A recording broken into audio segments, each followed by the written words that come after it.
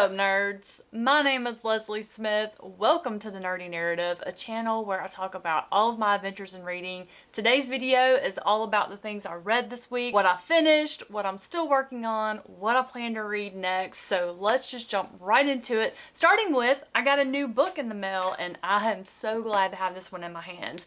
This is Cassidy Failing's The Binding Power. This is the second book in Cassidy Failing's series, Ancient's Blood. I read the first book, absolutely loved it, which I have handy right here, The Awakening Fire. This book and its characters stand out so clearly in my mind. I remember as soon as I finished it, before I even wrote my review, I was emailing the author, just talking about all the things I loved, predictions for where the second book might go, and shamelessly asking if I could get my hands on an arc whenever it was ready. It is absolutely gorgeous. Both of these covers are just absolutely gorgeous. I am so excited to read this one. Cannot wait. In fact, I'm just gonna go ahead and put this right over there in my TBR stack. Moving right along into my completed reads for the week, I did finish Jordan Darrett's 12 Blades in Contempt. I did give this one 3 stars, which for me means it was a good book. This is Jordan Darrett's debut novel. It was a little rough in areas. Those rough edges did not hide the fact that the potential of this author is there. I feel that Jordan is going to continue to get better and hone his craft the more that he writes. So if fantasy novels set in medieval Japan are up your alley, keep your eyes peeled for that and I'll have it out soon. My next completed read is Winter's Heart by Robert Jordan, book 9 in the Wheel of Time series. I gave this one 4 stars and just absolutely enjoyed it.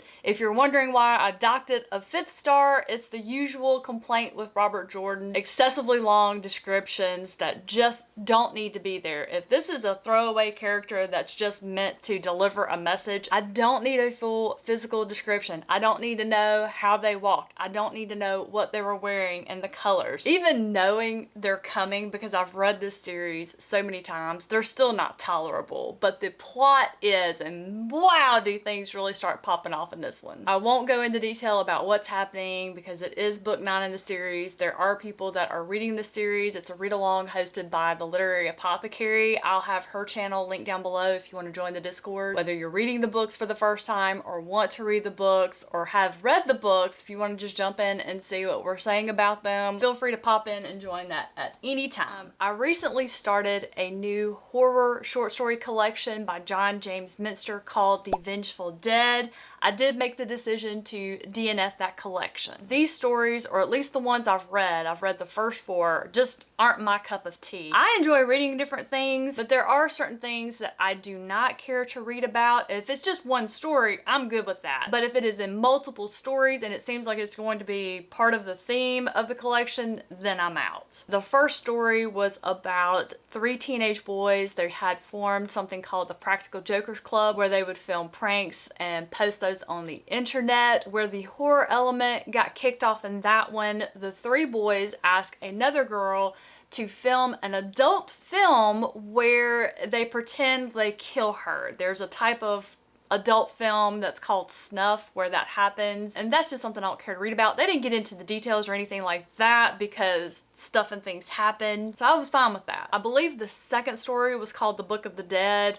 Again, we have a main character who in the course of this story is watching bondage adult films, and I'm going, is this a theme? Is this a minor theme? Along with a vengeful dead person being included in every story, is this what the character's gonna do? Another thing that I did not like in this one, the main character was a 60-year-old male who was looking at another female and attracted to her still boyish looking figure. I was like, okay, this is a subgenre of horror I don't care to read about. I'm not interested. And the third thing about this one, because it was just rife with sexual content, is he kept thinking of his erection as tumescent. You know, if you're gonna write about it in modern times, use modern terminology. It just didn't make sense. Now, the third short story in the collection, Son of a Ghoul, I actually liked that one. ghouls were people who robbed graves. That one I loved. That one was a great story. But then I got into the fourth story called Magic 8 Ball. As soon as one of the main characters, she's at a law firm for a reading of a will, she's looking at a receptionist and thinking how attracted she is to this receptionist and how she would like to try and groom this one later. At that point, I was done. I'm out. That was just too much content that I am not interested in reading altogether in the first 4 stories, so that's just not a collection for me. But all literature has its audience. It's just not for me, but that does not mean it's not something you might be interested in. So of course, along with all the other books I'm going to talk about in this video, I will have it linked in the description box down below if you would like to read the description and see if it's one you might be interested in picking up. Since I DNF'd that short story collection, I went back to You Don't Know Us Negroes and Other Essays by Zora Neale Hurston. This is a collection of her nonfiction essays. It's been so much fun getting back into these essays. The first one that I picked up with is called The Emperor Effaces Himself. Zora wrote this one in 1925. It was never published during her lifetime. It's a satire about Marcus Garvey, and I was chuckling throughout the entire time. She was just absolutely cracking me up, writing about this man's life and accomplishments, just dripping with sarcasm. You could just see it coming off the page. Marcus Garvey was a Jamaican activist. He's responsible for founding the Universal Negro Improvement Association, which remains the largest grassroots Black nationalist organization in American history. But Miss Zora apparently felt some kind of way about Marcus Garvey, and I was getting so tickled. And then the next essay in this collection is called The 10 Commandments of Charm, and Zora had me cracking up just with the first line before we even get into these 10 commandments. For when a woman is perfectly frank with men, they do not rise up and bless her. Nay, they rise up and run. The hilarity goes on into the very next essay called Noses. I have to read you this line. I just can't help it. I can't help it. The uses of the noses are as varied as their looks. They are, number 1, to separate the eyes.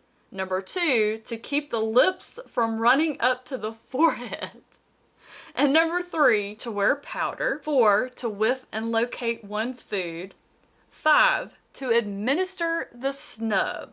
And no snub is so snubbish as the snub administered by the proper organ of snubbing. Like I said, it's been an absolute joy to be back in this collection. Now, they're not all hilarious like that, but they do have parts that make you chuckle because Zora puts her personality all throughout these essays. She includes her opinion. Even if she's writing about historical facts, she will include her opinion about those facts, and she gives her opinion to some of these people that she's talking to, and it is just hilarious. I'm very much looking forward to continuing reading that collection. I also picked up White Knight by Jim Butcher. This is book 9 in the Dresden Files. I have been rereading this series, absolutely loving it. This one I have been chuckling to myself the whole time I've been reading it because there's something going on here that, because I've read the series before, I know what it is, and I can't help but laugh to myself as I make my way through the story because Harry is so confused about the way this one particular character's acting, and I know why they're acting that way. It is just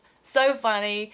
There's also a lot of stuff going on here that's going to connect to later books that I know is coming, which I know helps none of you because I can't give details because it's book 9 in the series. If you haven't read this series and you're thinking about reading it, I don't want to spoil it. But what I can say is 9 books in on a reread and I'm absolutely loving it. So that means the series holds up. It's still enjoyable 9 books in. And if you love urban fantasy that has that noir detective feel to it, this is one you're going to love. In addition to White Knight, I am still working my way through Jigglyspot and the Zero Intellect by P.D. Aliva. For those of you who missed my October TBR video, I'll have it linked in the cards. The author is hosting a giveaway of 5 signed paperbacks for this one, as well as some digital copies for those of you who prefer to read on an e-reader. So if you are interested in entering the giveaway, details is in the October TBR, and I'm over halfway done with this one. This book has been such a surprise for me. This is the first time I've read P.D. Aliva, so I would have never guessed that this would be one that I just could not put down. Whenever I pick it up, I do not want to stop reading it. This is one that is a blend of genres. There's supernatural elements, there's science fiction elements, there's fantasy elements,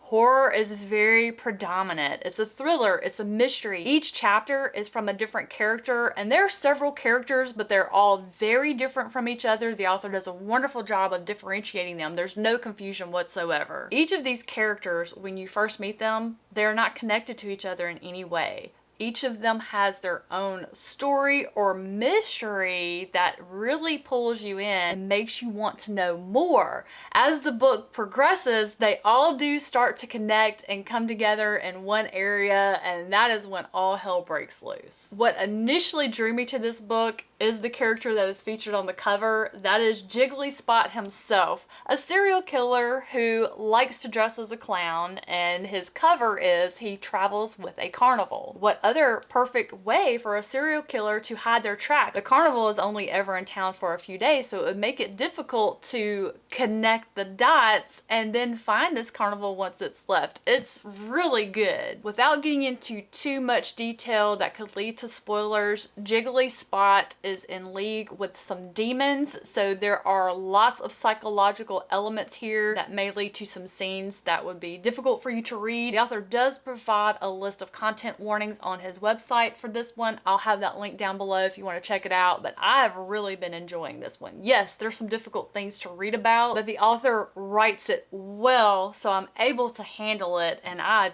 can't wait to see how this one ends. I hope to finish it today, to be honest. Talking about finishing this one, that brings me to what will I be reading next. I have on deck a new release by David Putnam called A Lonesome Blood Red Sun. I meant to read this one last month and just didn't get to it. I want to say the release date for this one is October 17th, so I need to get a move on and get it read and reviewed so I can give y'all the scoop for you to determine if that's one you want to pick up. And then I will be reading J.D. Mitchell's Springtide Harvest. This is a fantasy novel that was entered into SBFB 09 that I've been wanting to read. So I have got that one locked and loaded on my Kindle to read and continue my journey through a lot of these SPFB 09 books that I have been interested in reading. So I cannot wait to read and review that one for y'all. And that is going to do it for me this week. Y'all have a great rest of your week, a wonderful weekend, and I'll catch you in the next one.